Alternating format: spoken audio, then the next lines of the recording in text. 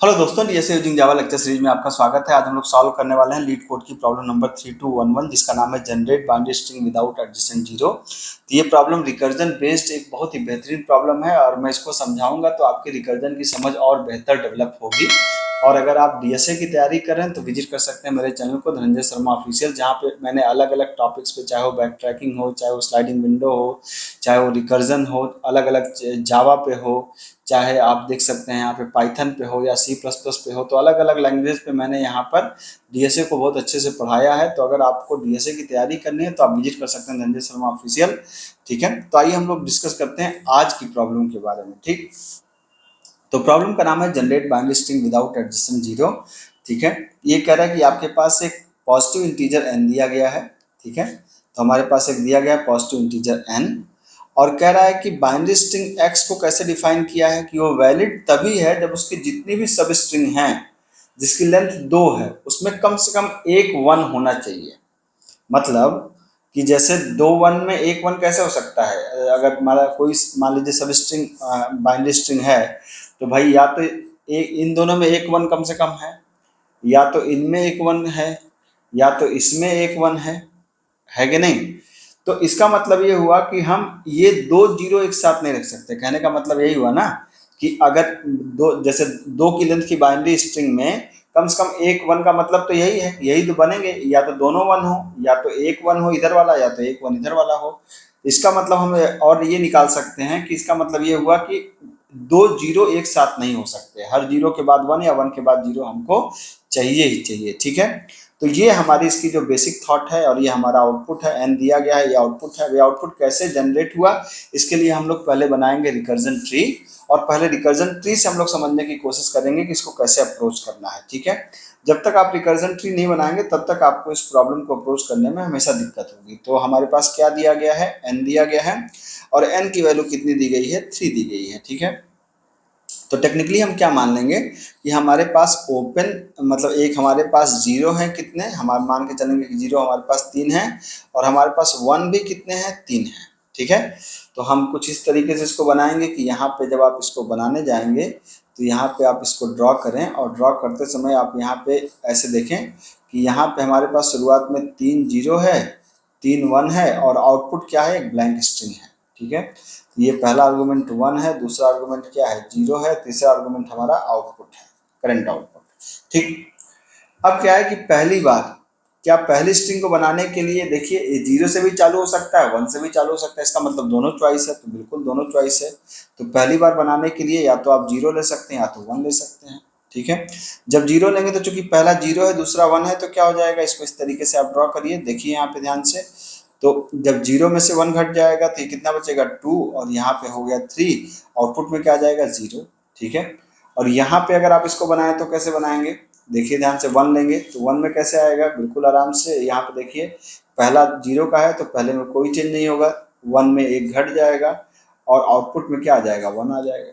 ठीक है, अब यहाँ पे ध्यान दीजिए तो यहाँ पे जीरो है, मतलब अगर हम इस पे ध्यान दें इस जगह पे तो यहाँ पे जीरो है आउटपुट में। तो जब जीरो है आउटपुट में तो हम इसका मतलब है कि दूसरा जीरो तो नहीं ले सकते, इसका मतलब यहाँ पे हमारे पास सिर्फ एक चॉइस है, क्या? वन लेने की।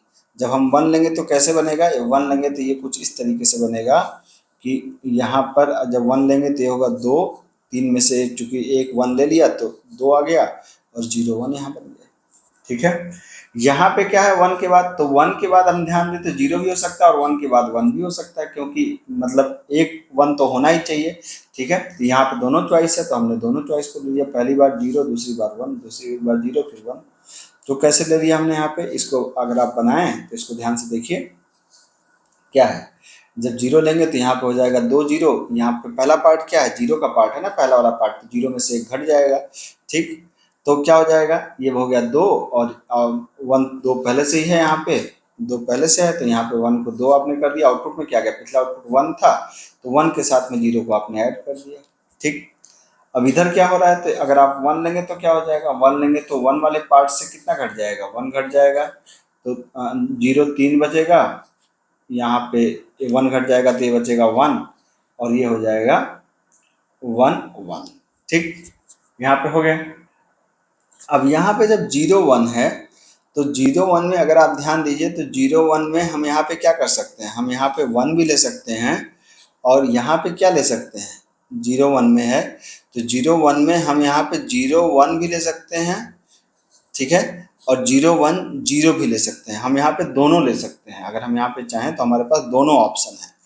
तो हमने जब दोनों को लिया तो क्या हमने यहाँ पे एक बार कहा, क्या एक बार हम, क्योंकि 0 1 के बाद 1 भी पॉसिबल है और क्या है 0 भी पॉसिबल है, तो हमने कहा भाई पहली बार 0 लेते हैं, अगली बार कितना लेते हैं, 1 लेते हैं, ठीक। तो क्या होगा, जब 0 लिया तो क्या आउटपुट में आ गया, आउटपुट में आ गया, ध्यान दीजिए यहाँ पर आउटपुट में 0 लिया तो ये 1 हो गया, ये 2 हो गया और आउटपुट में क्या हो गया 0 1 0, ठीक। और अगर 1 लिया तब क्या आउटपुट में आ गया, यहाँ पे देखिए ध्यान से, जब 1 लिया तो आउटपुट में क्या आएगा, तो 1 लिया तो आउटपुट में आ जाएगा, यहाँ पर ये हो गया 2, 1 की वैल्यू 1 घट गई और ये हो गया 0 1 1, ठीक।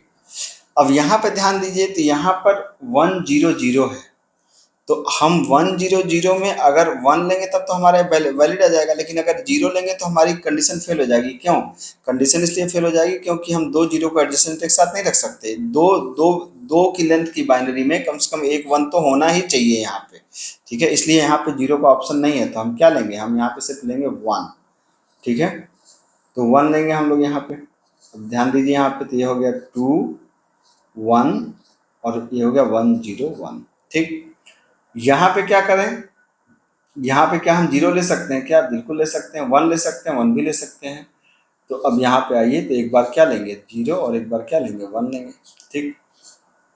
तो जब 0 लेंगे तो क्या हो जाएगा, जब 0 लेंगे तो हमारे पास ये हो जाएगा 2 1 और 1 1 0, और जब 1 लेंगे तब क्या होगा, 1 लेंगे तो ये हो जाएगा, यहाँ पे ध्यान दीजिए, यहाँ पे आ जाएगा 3 0 और क्या हो जाएगा 1 1 1, ठीक, यहाँ पे आ गया।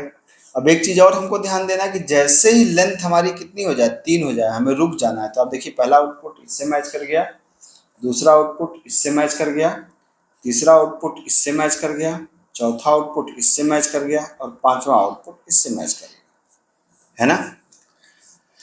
अब हम इस कोड को किस तरीके से समझें, ये इंपॉर्टेंट बात है। इंपॉर्टेंट बात है कि पहली बार हमको 0 की चॉइस लेना है, ये इंटरेस्टिंग बात है, ठीक है। और 1 देखिए हम हर बार ले रहे हैं, 1 हम हर बार ले रहे हैं, 1 यहाँ भी ले रहे हैं, 1 यहाँ भी ले रहे हैं, 1 यहाँ भी ले रहे हैं, 1 यहाँ भी ले रहे हैं, 1 यहाँ भी ले रहे हैं, 1 यहाँ भी ले रहे हैं, लेकिन 0 हम लोग हर बार नहीं ले रहे हैं, ध्यान दीजिएगा, ठीक है। तो अब 0 कहाँ पे ले रहे हैं इस बात को समझना होगा। देखिए यहाँ पे अगर 0 की वैल्यू देखिए ज़्यादा है किससे, 1 से, यहाँ 3 है 2 है, तब हमने 2 बार लिया। यहाँ पर ध्यान से देखिए कि यहाँ पे 0 की वैल्यू क्या है, ज़्यादा है 1 से, तो हमने 2 बार लिया, ठीक है। यहाँ पे 0 की वैल्यू बराबर है तो हमने 2 बार लिया। तो इसका मतलब कि जब भी 0 की वैल्यू ज़्यादा है 1 से तो हम 2 बार ले रहे हैं। लेकिन एक बात देखिए, बराबर में तो हमने यहाँ पे लिया लेकिन यहाँ पर नहीं लिया, जबकि यहाँ पर भी तो 2 और 2 बराबर ही हैं। क्यों नहीं लिया, क्योंकि यहाँ पर एक बात चेक करनी पड़ेगी कि क्या जो करंट आउटपुट है उसके लास्ट पोजीशन पे 0 तो नहीं है। अगर 0 है तो हम इसको क्या करेंगे, इसको नहीं ले सकते, ठीक है। तो ये इसकी बेस लॉजिक होगी। तो क्या लॉजिक होगी कि एक तो लेंथ 3 हो जाए, जो हमारे आउटपुट की लेंथ 3 हो जाए तो हमारा आउटपुट प्रिंट हो जाए या स्टोर हो जाए, जहां भी आप स्टोर करना चाहते हैं। दूसरा कि अगर कहीं पर भी 0 की वैल्यू जब 1 से ज़्यादा है, 0 की वैल्यू 1 से ज़्यादा है, तब 0 1 दोनों को लेंगे, ठीक है, तब 0 को लेंगे। अदरवाइज 1 को तो हम हर बार ले ही ले रहे हैं, इसमें कोई दिक्कत नहीं है, ठीक। तो अब यहाँ पर इसके कोड को लिखने की हम लोग कोशिश करते हैं।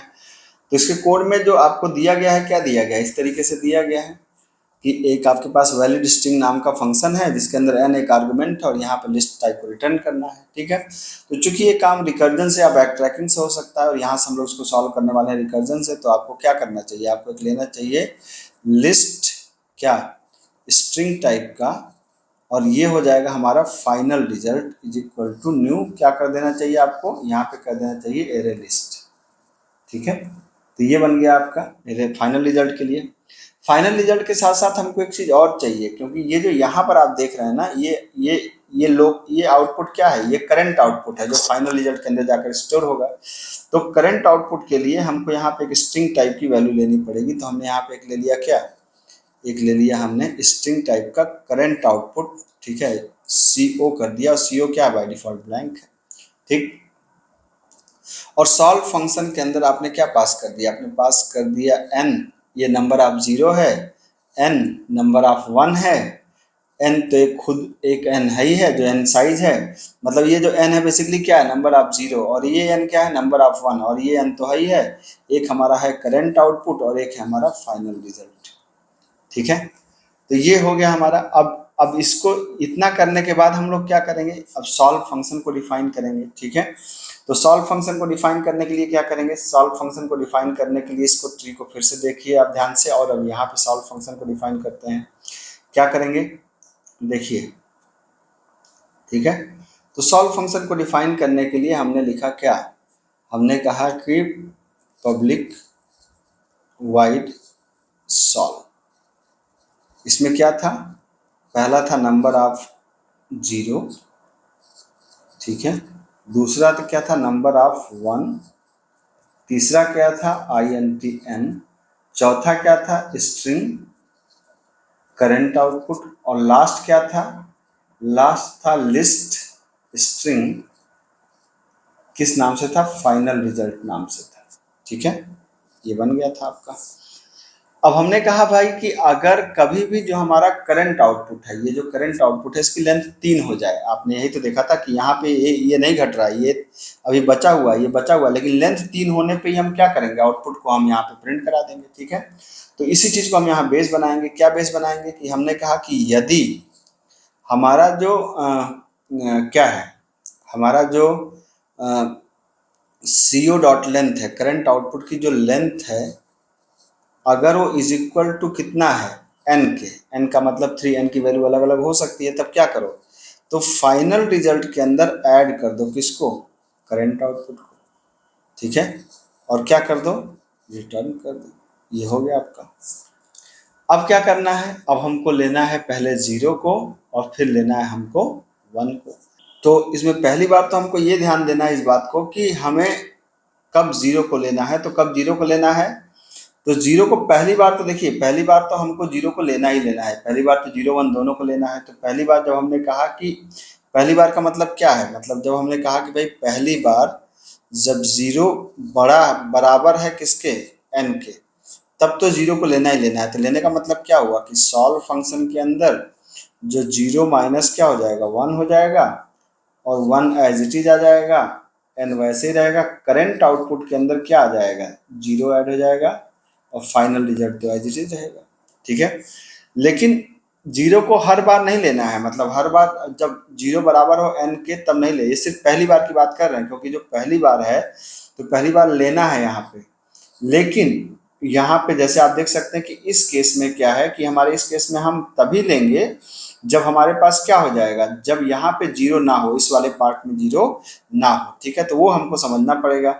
उसके लिए हमको एक अलग से यहाँ पे कंडीशन लिखनी पड़ेगी। क्या कंडीशन लिखनी पड़ेगी कि यदि एल्स इफ, यहाँ पे आपने कह दिया कि अगर 0 बड़ा या बराबर हो किसके, 1 के, और इसके साथ साथ एक और चीज हो कि लास्ट पोजीशन पे 0 ना हो, तो हमने कहा कि जो करंट आउटपुट डॉट लेंथ है वो क्या हो जाए, करंट आउटपुट की जो लेंथ है, करंट आउटपुट की लेंथ नहीं, हाँ, करंट आउटपुट की जो लेंथ है वो क्या हो जाए, 0 से ज़्यादा हो, और इसके साथ ही साथ, ठीक है, इसके साथ ही साथ क्या हो कि यहाँ पे हमने कहा कि जो करंट आउटपुट की कैर एट, हमने यहाँ पे लगा दिया कैर एट का मतलब कि जो लास्ट पोजीशन पे, लास्ट पोजीशन का मतलब क्या, CO डॉट लेंथ -1 पे, ठीक है, लेंथ -1 पे क्या हो, यहाँ पे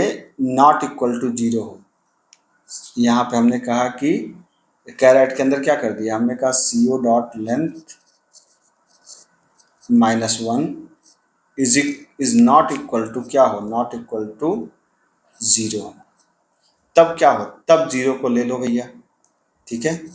तो सॉल्व हमने कर दिया क्या, 0 -1 1 n और CO में क्या कर दिया, 0 को लिया, फाइनल रिजल्ट। और 1 को तो हर बार ले सकते हैं, मैंने आपको बताया ही कि चूंकि 1 को आप देख सकते हैं कि 1 को यहाँ भी ले रहे हैं, यहाँ भी ले रहे हैं, यहाँ भी ले रहे हैं, तो 1 को हम लोग हर बार ही ले रहे हैं, ठीक है।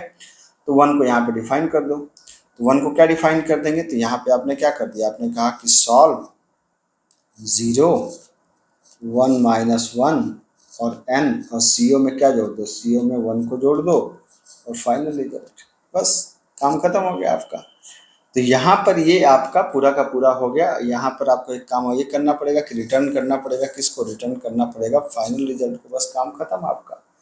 अब इसको अगर आप सिस्टम पे देखना चाहते हैं तो आइए मैं इसको आपको सिस्टम पे भी करके दिखा देता हूँ, ठीक है।